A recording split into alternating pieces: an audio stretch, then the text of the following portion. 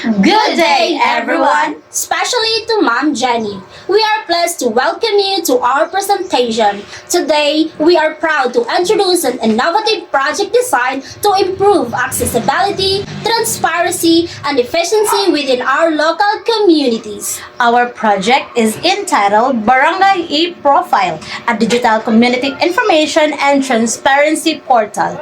This system aims to centralize essential barangay data, streamline processes, and create a more open and responsive local government environment.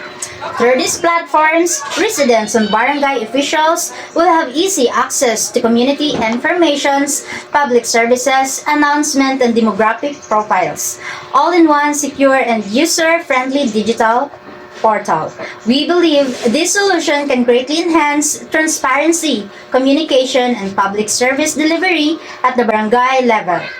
We are excited to share with you how Barangay E-Profile can transform the way communities Connect. engage. And thrive. This is our project proposal named Barangay E-Profile, a digital community information and transparency portal. So this platform is designed to centralize and manage barangay data efficiently, improve transparency, and provide easy access to important information for both officials and residents. So before we proceed, let me introduce our team. So we are the Group 1 and I am Sumayan Raima M, followed by Harligo Ito Jane, and lastly Lagarde Zazal. So together we work on developing Barangay E-Profile, making sure our project is organized, easy to understand, and useful for the community. So we will start at the executive summary. So yung Barangay E-Profile project is isa itong proyekto kung saan gagawa ng digital system para sa lahat ng information ng mga residente sa Barangay Batangan. So para itong online record na mas madaling i-access ng mga barangay officials at residente. So sa pamamagitan ng web-based system or web portal, makikita at mamomonitor ang mga mahalagang information like household profiles, barangay announcement, meetings, activities, mga benefits, and of course, the financial transparency report. So, ginagawa ang proyektong ito para mas maging mas mabilis, mas malinaw, at mas organisado ang pagkuha ng information sa ating barangay. So, this project proposal seeks to improve efficiency, transparency, and fairness in barangay governance. So, gusto ng project na ito na masigurong lahat ng residente ay maayos na nakarecord at laging may alam tungkol sa mga kaganapan sa barangay at mga programang ibinibigay ng gobyerno. So, sa tulong ng technology, mas mapapalakas din ang pakikilahok ng mga residente at magiging maayos yung accountability ng mga opisyal. So, in short, gumagamit tayo ng modernong paraan para mas maging mas maayos, bukas at makatarungan ang serbisyo ng barangay. So, next is the background or the rationale. So, the Barangay Batangan is the third largest barangay among the 31 barangay in Valencia City, Bukidnon. So, may mahigit 14,000 na residente based on 2020 census. So, mabilis na lumalaki ang pagiging mas komplikado ang pangangailangan. So, dahil dito, kailangan ng maayos na data management at transparent na communication. So, isang reliable at accessible na system ang makakatulong para mas maging efficient ang pamamahala at mas maging aktibo ang pakikilahok ng mga residente. So, ang traditional manual record is madalas nagdudulot ng mali o luma na information, duplicate records, at delayed na serbisyo. So, without centralized system, barangay officials face challenges in maintaining accurate household information and ensuring transparency and announcement, project, and budget utilization. So, ang Barangay E-Profile web portal is naglalagay ng verified digital profiles ng bawat pamilya, nagsisiguro ng integrity at transparency, at nagbibigay daan naman sa mga residente na makita ang announcement, projects, mga ayuda, financial reports. So, bukod dito, nagsisilbi rin itong practical na tool para sa e-governance at project management sa barangay. And the project objective. So, we will start at the general objective. So, general objective is magkaroon ito ng digital system na mas nagpapadali ng data management, transparency, at communication between barangay officials at mga residente. And then the specific objective is first is gumawa ng digital database para sa profiling ng lahat ng residente at pamilya sa barangay Batangan. And second is mag-develop ng online platform or mobile app para sa real-time na anunsyo at updates ng barangay. And the third one is palakasin ng transparency sa mga programa, project at budget ng barangay. And of course, lastly, is masiguro na pantay, patas na access ng mga residente sa benepisyo at tulong ng gobyerno. So this is the continuation of previous presenter. So the phase 4, project components and activities. So planning and system design on week 1 to 2. So unang 2 linggo, magtutulungan ang project team at barangay council para planuhin ang system, alamin ang kailangan nito at ayusin ang magiging data structure. Sa week 3 to 4 naman, development of e-profile platform.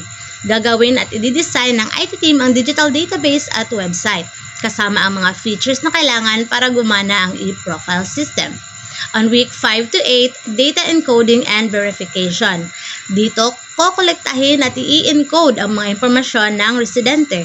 Siguraduhin sine-check at bine-verify ang data para maging tama at updated ang profiles.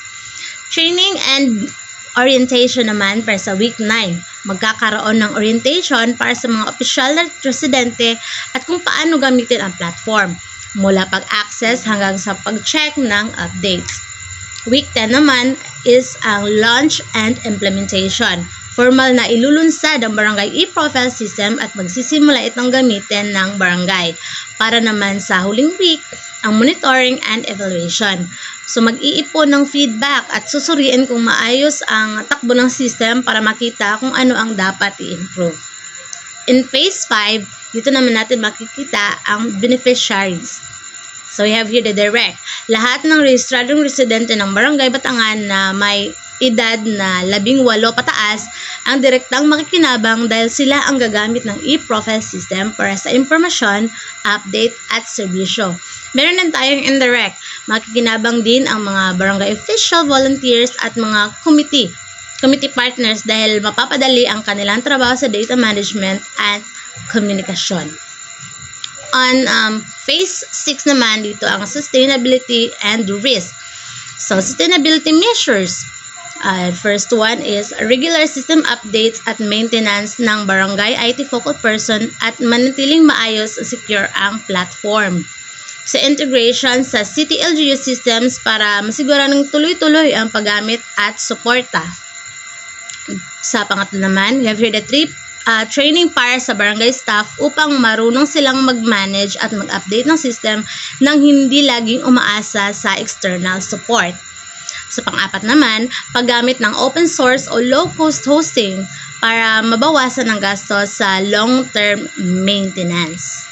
Hindi rin maiiwasan minsan ang mga risk sa ating barangay e-profile. Kaya naman, we have here the potential risk and mitigation. So, first risk is the data privacy concern.